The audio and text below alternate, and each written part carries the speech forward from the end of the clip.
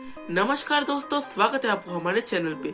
आज के वीडियो पे हम देखने वाले हैं क्लास 9 का chapter no men are foreign English का, जो कि टर्म 2 में आने वाला है, उस चैप्टर का वन शॉट रिवीजन। एंड अब से चैनल पे हर रोज every day class all class 9 का ऑल सब्जेक्ट्स का one shot revision for term 2 exam आने वाला है। तो चैनल में बने रहेगा और चैनल को अभी तक सब्सक्राइब नहीं किया है तो सब्सक्राइब कर लीजिएगा। तो चलिए वीडियो की ओर बढ़ते हैं। तो इस चैप्टर में हम सबसे पहले देखेंगे ये तो एक पोएम है और मैं जैसा कि बोलता हूँ हर रोज, आज भी बोलूंगा कि जब आप बैठिए तो अपना बुक को जरूर लेके बैठिए और चैप्टर को खोल के बैठिए, ठीक है। तो चैप्टर का हम देखेंगे ओवरव्यू, चैप्टर का देखेंगे all standards briefly meaning, then chapter का देखेंगे हम summary of the chapter, then हम देखेंगे rhyme scheme with poetic device. तो ये हमारा मोटिव रहेगा, ये 5 चीज आज सीखने का। तो चलिए वीडियो को ज्यादा लंबा ना करते हुए वीडियो को स्टार्ट करते हैं। तो पहले हम स्टैंजास को पढ़ेंगे और उसका ब्रीफ मीनिंग समझ लेंगे, ठीक है। तो ठीक है, पहला स्टैंजा क्या है? Remember no men are strange, no countries are foreign. और सबसे आपको इस तरफ सब कुछ दिख रहा होगा पीडीएफ में, और इधर पर आपको सब कुछ हैंड रिटन मिलता है, कोई भी कॉपीराइट नहीं है कि आप बोलेंगे अरे भैया वो तो उस साइड से लेकर है, वैसा कुछ भी नहीं है, सब कुछ हैंड रिटन है, आपके सामने प्रूफ है। तो ठीक है, पहला स्टैंजा का सब कुछ आपको इस तरफ दिख रहा होगा और उससे आपको ब्रीफली मीनिंग भी दिख रहा होगा स्टैंजा का। और तो स्टैंजा है remember no men are strange, no countries are foreign, beneath all uniform a single body breathes. Like ours, the land our brothers walk upon is like earth this in which we all shall lie. मतलब ये पढ़ के आपको इतना तो समझ में आ रहा होगा कि ये बोल रहा है कि याद रखिए कि कोई भी स्ट्रेंज नहीं है, कोई भी फॉरेन नहीं है, मतलब कोई भी वैसा स्ट्रेंज नहीं है, स्ट्रेंज टाइप का कि जाना पहचाना नहीं है, और कोई भी फॉरेन नहीं है। और बीनीथ ऑल यूनिफॉर्म, और सब यूनिफॉर्म जैसे कि ये एक टी शर्ट है, आप एक शर्ट पहने होंगे, वैसा सब कुछ का यूनिफॉर्म के नीचे सबका बॉडी सेम है। Like ours land our brothers walk upon, जैसे कि हम जमीन के ऊपर चलते हैं, हमारा भाईचारा बोला गया है इस कविता में कि हम आप चलेंगे तो आपको मेरा भाई बताया गया है, तो आप भी चल रहे हैं तो आप भी वही जमीन के अंदर चल रहे हैं। And is earth like this in which we all shall lie, मतलब एक दिन न एक दिन के बाद तो हम इसी अर्थ के अंदर ही मारे जाएंगे, ठीक है। तो ये बोल रहा है। अब देखते हैं हम अपना पीडीएफ और देखते हैं कि स्टैंजास का ब्रीफली मीनिंग क्या लिखा हुआ है। The poet reminds the readers that no man are strange and no country is foreign, मतलब जो मैं बताया कि ये पोएम बताना चाहता है कि no man are strange and no countries are foreign. Then the poet tries to remove all the borders of countries from the earth surface, मतलब पोएट ने ये कंट्रीज का जो बॉर्डर्स है उस बॉर्डर्स का सरफेस को कोई भी बॉर्डर नहीं रखना चाहता। जैसे कि हमारा इंडिया के बाद पाकिस्तान है, तो इंडिया और पाकिस्तान के बीच एक बॉर्डर है, तो पोएट ने बोला कि वैसा कोई बॉर्डर का हमारे लिए जरूरत नहीं है, ठीक है। अब आता है थर्ड पॉइंट में, the poet wants to stay that no one is different from the other, मतलब पोएट ये कहना चाहता है कि कोई भी किसी से डिफरेंट नहीं है, मतलब मैं आपसे अलग नहीं हूँ, आप मुझसे अलग नहीं हो, ठीक है। फोर्थ पॉइंट पे आते हैं, he says under all the uniform different clothes humans are the same, मतलब अंडर ऑल द यूनिफॉर्म इधर पर क्लोथ, ऐसे क्लोथ को बताया गया है कि सब क्लोथ्स के नीचे सबका बॉडी सेम ही है। इसके बाद है we all have the same body which breathes in the same way, मतलब हम सब एक ही बॉडी है और हम एक ही तरह से सांस जैसे कि सांस को निकलते हैं और सांस को लेते हैं, आप तो किसी और की तरह सांस नहीं लेते हो। God has made us all similarly, मतलब भगवान ने हमको एक ही तरह से बनाया है। The land on which the men of other countries walk is similar to us, मतलब कोई और कंट्री का पीपल जैसे वॉक करता है, हम भी तो वैसे ही वॉक करते हैं ना, सेम वैसे। और the earth is one and we all will be buried after death, मतलब अर्थ तो एक ही है ना, और हम इस डेथ के बाद इधर ही समा जाएंगे, ठीक है। ये हुआ हमारा फर्स्ट स्टैंजा। अब आते हैं हम अपने सेकंड स्टैंजा पे। सेकंड स्टैंजा पे क्या है? They too aware of sun and air and water, they are fed by peaceful harvest, by war's long winter starved, their hands are ours and in their lines we read a labour not different from our own, ठीक है। तो अब आते हैं इसका definition में। तो first point है, the poet says that people of other countries also have the same sun, air and water.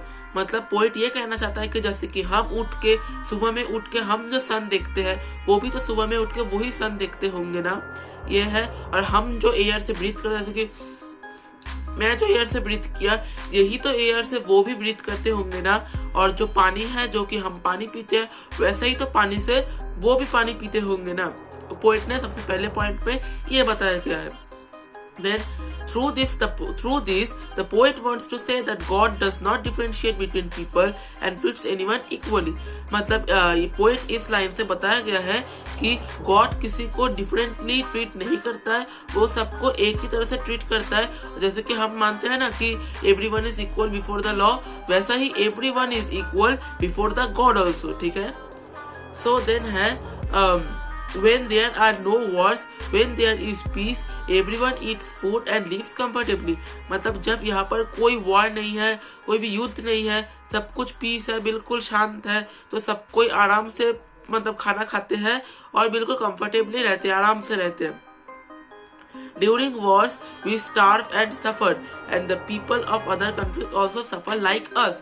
मतलब इधर भी एक सिमिलरिटी बना है कि जब युद्ध होता है तब हम भूखे पेट रहते हैं और हम बहुत सफर करते हैं। वैसे ही किसी और देश में अगर वॉर्स होंगे तो वो भी भूखे रहते हैं, वो भी स्ट्रगल करते हैं। मतलब इधर पर एक सिमिलरिटी बताने की कोशिश किया है। Then further, the poet says that have the same hand as ours, and they work hard like us। मतलब जैसे कि हमारा ये दो हाथ है, उनका भी तो यही दो हाथ है ना, और हम जैसे इन दो हाथ से मेहनत करते हैं, वो भी तो इन्हीं दो हाथ से मेहनत ही करते होंगे ना।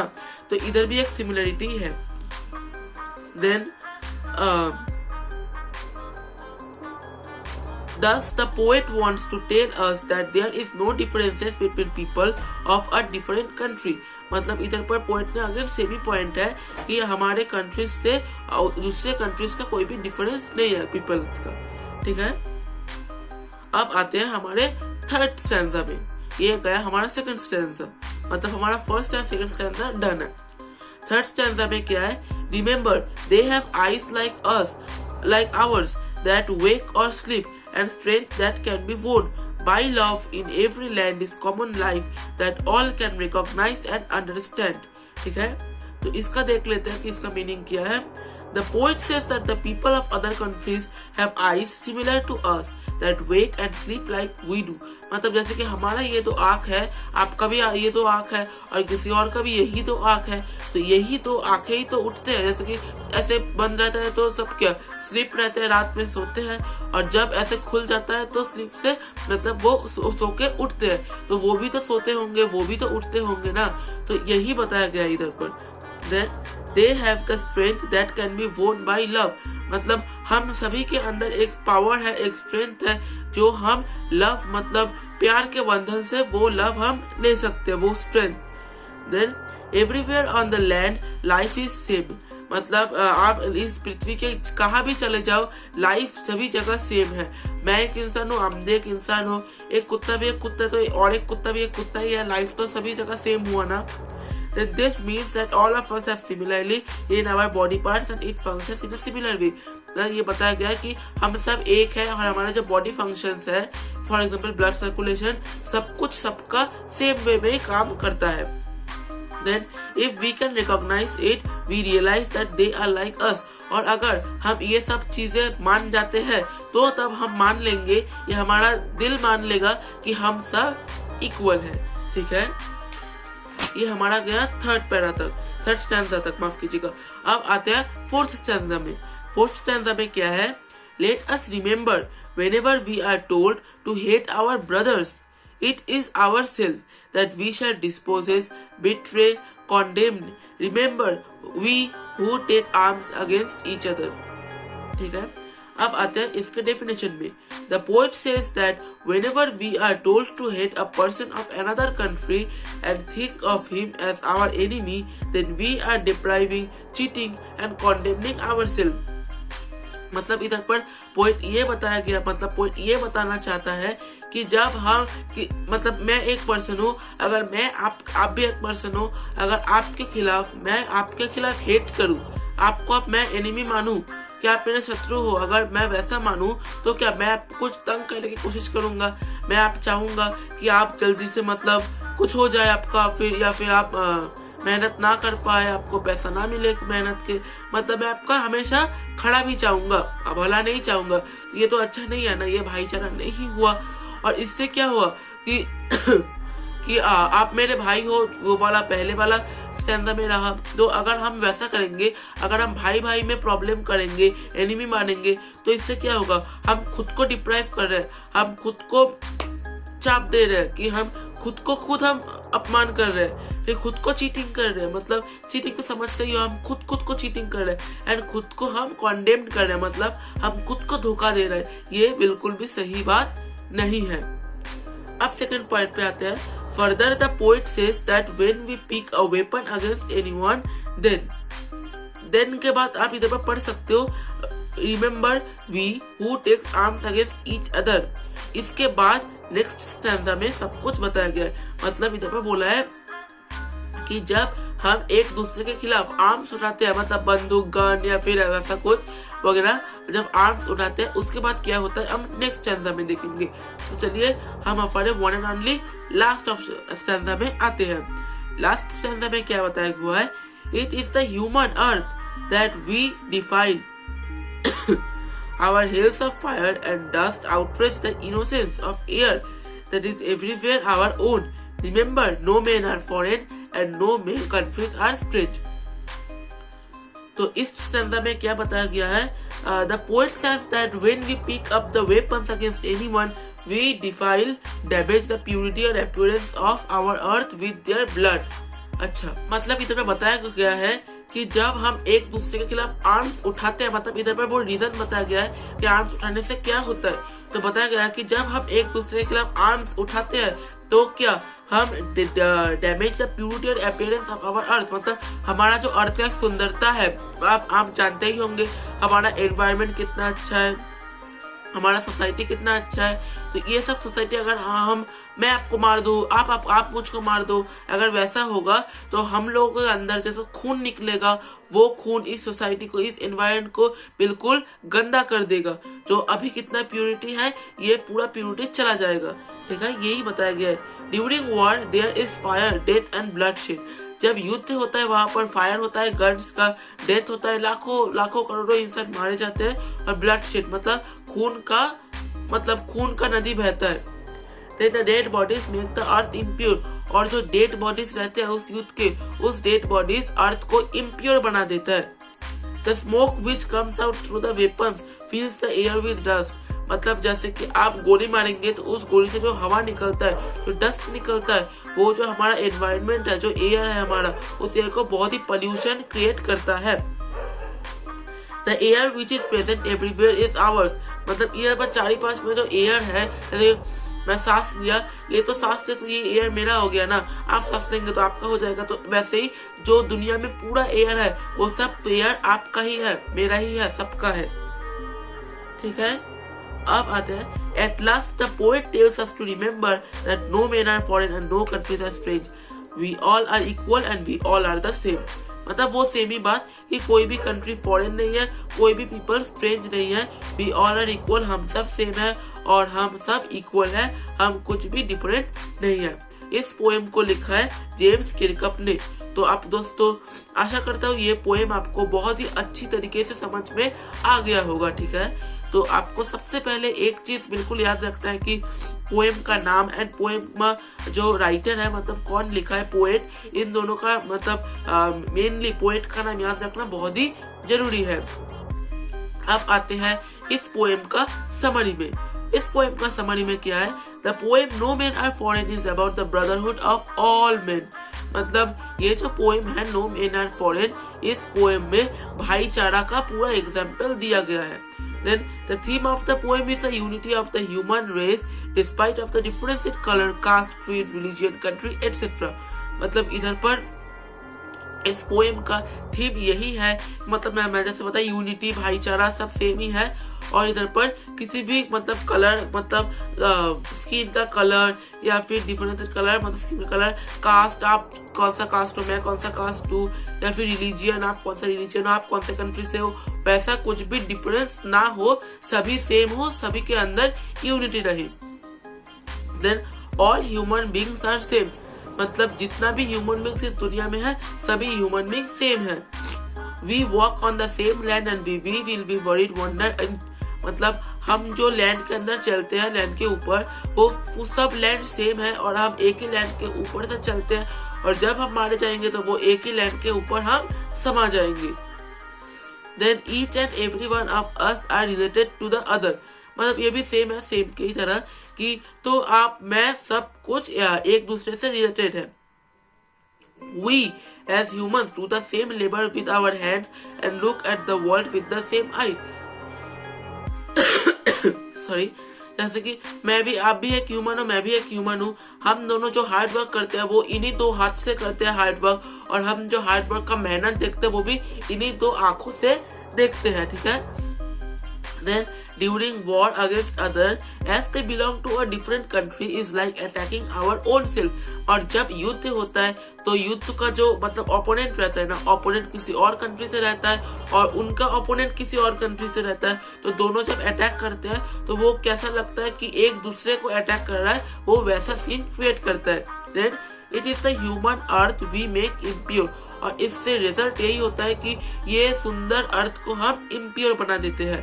And last point, we shouldn't have wars and live peacefully, and इससे क्या होता है और हम लोगों को वॉर बिल्कुल भी करना नहीं चाहिए और हमको शांति से पीसफुली रहना चाहिए। यही चीज इस पोएम में बताया गया है। ये है इस पोएम का एक short summary with poet explanation आपको इस तरफ दिख गया। अगर आपको अगर आप चाहे कि ये वाला तो बहुत अच्छा है तो आप इसका स्क्रीनशॉट या फिर कॉपी में लिख सकते हैं, इसको देख के कोई भी प्रॉब्लम नहीं होगा, ठीक है। ये तो गया हमारा पोएम गया, पोएम का डेफिनेशन गया, एक्सप्लेनेशन गया, समरी गया। अब आते हैं जो मेन चीज है जो कि ग्रामर के अंदर आता है, वो है rhyme scheme with poetic device, ठीक है। अब आ जाते हैं इधर पर जो राइम स्कीम है, राइम स्कीम में बताया गया है कि आपको इस तरह राइम स्कीम का भी स्लाइड दिख रहा होगा। The entire poem is written in free verse. There is no rhyme scheme in the poem. अच्छा, मतलब इधर पर ये कहा गया है कि ये पोएम बिल्कुल ही फ्री वर्स में लिखा गया है, मतलब इस पोएम में कुछ भी घोड़ पैच वाला चीज नहीं है, मतलब इधर से उधर से वैसा कुछ भी नहीं है। इधर पर बिल्कुल फ्री वर्ड्स में पोएट का जैसा मर्जी हुआ वैसा लिखा है poet, and there is no rhyme scheme in the poem. चलो बल्ले कुछ भी राइम स्कीम तो है नहीं, राइम स्कीम पढ़ने की कोई भी जरूरत नहीं है। अब आते हैं पोएटिक डिवाइस में, तब डायरेक्टली स्टैंजा 1 का पोएटिक डिवाइस, ठीक है। तो स्टैंजा 1 आप बुक खोल के बैठिए, स्टैंजा 1 को देखिए, मैं सिर्फ पोएटिक डिवाइस बोल दे रहा हूँ और उसमें कौन कौन सा स्टैंजा का पोएटिक डिवाइस है वो बोल दे रहा हूँ, ठीक है। तो स्टैंजा 1 का पोएटिक डिवाइस है वो मेटाफोर, पहले नंबर पे। मेटाफोर कहाँ से कहाँ तक है? बीनीथ ऑल यूनिफॉर्म, ठीक है, ये है मेटाफोर। मतलब इधर पर ये गया कि यूनिफॉर्म को इधर पर हमारा ये वाला शर्ट एक बार कहा गया है और एक बार कहा गया है कि मिलिट्री जो चीज़ है, मतलब डिफरेंट कंट्रीज का मिलिट्री को भी इधर पर यूनिफॉर्म कहा गया है। तो ये थोड़ा सा मतलब ऐसा वैसा है, इसीलिए इसको मेटाफोर कहते हैं। देन सेकंड पे आते हैं एलिटरेशन। एलिटरेशन में है बॉडी ब्रिज, ये भी फर्स्ट स्टैंजा में ही है। और थर्ड नंबर पे एंजैपमेंट। एंजैपमेंट मतलब अगर मतलब जैसा भी लाइन चलता रहे बीच में कुछ फुल स्टॉप या कॉमा ना आए तो उसको एंजैपमेंट हो जाता है, और जहां से स्टार्ट होता है या जहां पर लास्ट फुल स्टॉप आता है वहीं तक वो एंजैपमेंट हो जाता है। तो ये है Beneath all uniform a single body breathes, like ours the land our brother walk upon is like this in which we all shall lie। तो इतना तक एंजैपमेंट है। अब आते हैं स्टैंजा 2 पोएटिक डिवाइस में। स्टैंजा 2 पोएटिक डिवाइस में है सबसे पहले पॉलीसिंडेटॉन। पॉलीसिंडेटॉन के अंदर आता है sun and air and water. Then आता है एलिटरेशन। एलिटरेशन में आता है war's long winter starved. Third में आता है ट्रांसफर्ड एपिथेट। इनके अंदर आता है पीसफुल हार्वेस्ट। फोर्थ में आता है metaphor Wars long winter, and fifth में आता है लास्ट में एंजैपमेंट। their heads are ours and in their lives we read a level not different from our own। दोस्तों मैं आपको ये सब जो पोएटिक डिवाइस का नाम बोल रहा हूँ, इस पोएटिक डिवाइस का एक्सप्लेनेशन इस वीडियो में नहीं दे रहा हूँ कि वीडियो बहुत लंबा हो जाएगा। इन्हीं 3-4 दिन के अंदर ही पोएटिक डिवाइस का एक मतलब बिल्कुल एक्सप्लेनेशन वाला वीडियो आ जाएगा इस चैनल पे। तो चैनल को आप सब्सक्राइब करके जरूर रख दीजिएगा, क्योंकि ऐसे ही इधर पर वन शॉट रिविजन आता रहेगा और बीच में ग्रामर्स का भी चीजें आते रहेगा, तो आप वहां से जरूर देख सकते हो। और जब भी ये वाला वीडियो मतलब वो पोएटिक डिवाइस वाला वीडियो हो जाएगा, मैं इस वीडियो के डिस्क्रिप्शन में भी वो वीडियो का लिंक डाल दूंगा। चलिए ये गया हमारा स्टैंजा 2 का पोएटिक डिवाइस। अब आते हैं स्टैंजा 3 के पोएटिक डिवाइस में। स्टैंजा 3 का पोएटिक डिवाइस में सिर्फ 2 ही पोएटिक डिवाइस है। वन में है रिपीटेशन, रिमेम्बर, रिपीटेड। अच्छा, रिमेम्बर इधर पर फर्स्ट स्टैंजा में भी रिपीट हुआ था एंड थर्ड स्टैंजा में भी रिपीट हुआ है। Remember repeated used in first stanza and third stanza. And second, enjambment. In every land is common life that all can recognize and understand. ठीक है। अब आते हैं स्टैंजा 4 के पोएटिक डिवाइस में। स्टैंजा 4 के पोएटिक डिवाइस के सबसे पहले है रिपीटेशन। इधर पर भी रिमेम्बर रिपीटेड हुआ है, जो कि फर्स्ट और थर्ड स्टैंजा में रिपीटेड हुआ था, वो फोर्थ स्टैंजा में भी रिपीटेड हुआ है। और सेकंड में है पोएटिक डिवाइस एन्जैम्पमेंट। ये तो पता है। Let us remember whenever we are told to hate our brothers, it is ourselves that we shall dispossess, betray and condemn। अब आता है स्टैंजा 5 के पोएटिक डिवाइस में। स्टैंजा 5 के पोएटिक डिवाइस में क्या है? सबसे पहले एन्जैम्पमेंट। Our hells of fire and dust outrage the innocence of air that is everywhere our own। Second में है metaphor, our hells of fire. Third में है रिफ्रेन, जिसको आप रिपीटेशन भी कह सकते हो। रिमेम्बर, अगेन रिमेम्बर, और इसके साथ no men are foreign and no countries are strange. और फर्स्ट स्टैंजा पे था remember no countries are foreign, no men are strange. ये सेम ही है दोनों, तो इसीलिए इसके अंदर रिफ्रेन और रिपीटेशन लग गया है। तो दोस्तों इसी के साथ आज का वीडियो हमारा समाप्त होता है। आशा करता हूँ वीडियो आपको बहुत अच्छा लगा होगा और इस चैप्टर से आपको कोई भी प्रॉब्लम नहीं है। और अगर कोई भी डाउट हो तो नीचे कमेंट जरूर कर देना, मैं एक एक कमेंट का पढ़ के रिप्लाई जरूर दूंगा। और अगर वीडियो को अच्छा लगा तो वीडियो को एक लाइक जरूर कर देना, और चैनल पर नए हो तो चैनल को सब्सक्राइब करके जाना, क्योंकि इसके बाद ऐसे ही बहुत ही इंपॉर्टेंट वीडियो चैनल पे हर रोज आते रहेंगे। तो चलिए मिलते हैं नेक्स्ट वीडियो में इस ऐसे ही एक चैप्टर का वन शॉट लेते हुए। तो चलिए मिलते हैं नेक्स्ट वीडियो के लिए, तब तक के लिए बाय। जय माता दी, जय हिंद।